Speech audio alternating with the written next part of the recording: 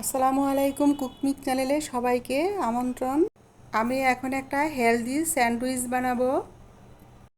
Sandwich বানানোর জন্য নিয়েছি আমি এখানে গাজর গ্রেট করে নিয়েছি, হলুদ ক্যাপসিকাম কুচি করে কেটে নিয়েছি, টমেটো কেটে নিয়েছি, আর এখানে আমি আলু সিদ্ধ করে গ্রেট করে নিয়েছি, আর কাঁচামরিচ কুচি করে কেটে নিয়েছি। সবজিগুলো আমি একটা মিক্সিং বোলে নিয়ে নিচ্ছি, আর দুটো সিদ্ধ করে ডিম নিয়েছি। ডিমগুলো আমি ভেঙে গুঁড়ো করে নিয়েছি, এখন সবজিগুলোর সাথে মিক্স করে নিয়েছি। আর এখন দিচ্ছি লবণ, সাদা গোলমরিচের গুঁড়ো, এগুলো হাফ চামচ করে দিচ্ছি, চা চামচের।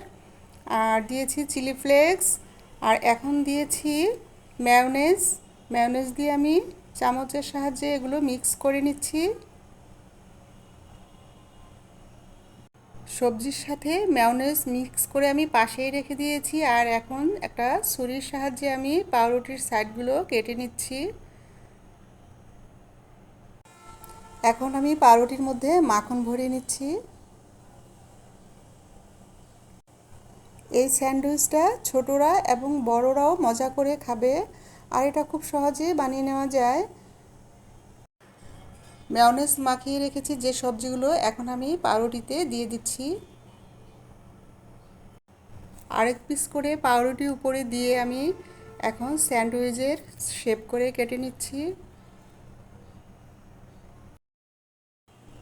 এই স্যান্ডউইচটা বাচ্চাদের স্কুলের টিফিনের জন্য দেয়া যাবে, ওরা মজা করেই খেয়ে নেবে।